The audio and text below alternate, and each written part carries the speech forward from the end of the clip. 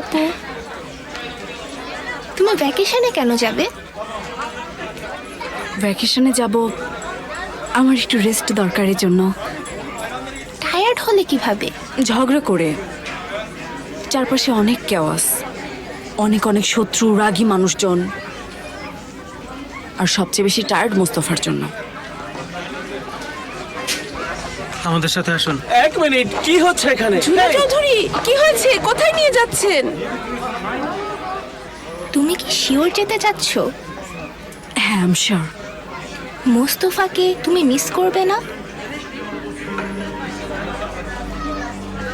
হয়তো অবশ্যই করব।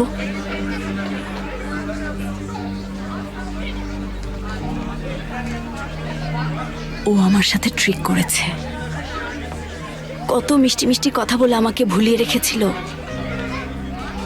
আমাকে রোমান্টিক কবিতা শুনিয়ে পটিয়ে ফেলেছিল।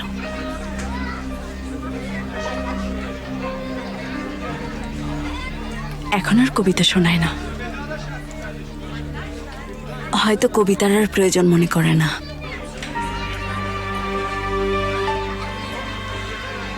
আমি কিন্তু জানি না এর শেষ কোথায়। আমি অনেকবার চলে যেতে চেয়েছি, কিন্তু ও কি করেছে জানো? প্রত্যেকবারই আমার সাথে চালাকি করেছে। Actually I loved him so much. যদি চলে যাই ওর খারাপ লাগবে, আর আমি যদি ওর সাথে থেকেও যাই ভালো থাকবো না। দেখো, আমরা না দুজন হ্যাপি নই, কিন্তু কেউ কাউকে ছাড়তে পারছি না। আমরা তো একসাথেই থাকতে চাইতাম, সে আমরাই আর একসাথে থাকতে পারছি না। আসলে আমি একটু কনফিউজড, বুঝতেই পারছো। হ্যাঁ, পারছি। আরো কিছুক্ষণ থাকতে পারলে ভালো হতো, কিন্তু আমার এখন যেতে হবে। ও ঠিক আছে, তুমি অনেক ভালো। তোমার কি ফ্যামিলি আছে এখানে? আছে, কিন্তু ওরা দুজন অন্য পাশে। চলো আমরা ওদের খুঁজি। চাও না ওদের খুঁজে বের করি? হ্যাঁ। তোমার মায়ের নাম কি? আয়েশা। আর আমার বাবার নাম হচ্ছে মোস্তফা, মোস্তফা কারায়েল।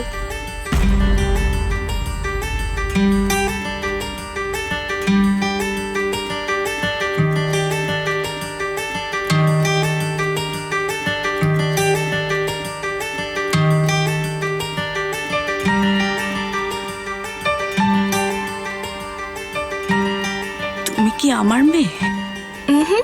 তোমাদের দুজনের। আমি আমার বাকি জীবন এখানেই কন্টিনিউ করব, আর তোমাদের ওয়েট করব।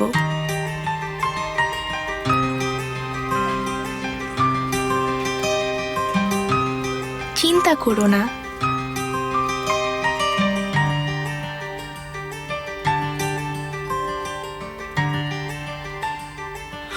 যেও না, দাঁড়াও, আমিও যাব। এখনো তোমার সময় হয়নি।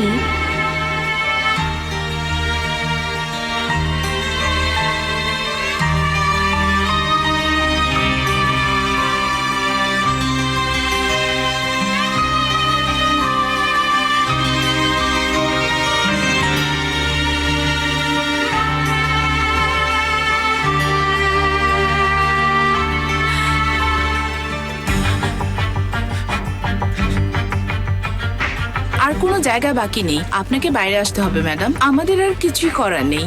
না, এটা করবেন না। আমার এখন এখানে থাকা উচিত, এটা তো আমার জায়গা। দেখুন দেখুন, ও আমার মেয়ে, আমি না ওর সাথে থাকতে চাই, যাব না। ম্যাডাম, আমি আমার সর্বোচ্চ চেষ্টা করব। আপনাকে আরেকটু ওয়েট করতে হবে। না না, আমার মেয়ে।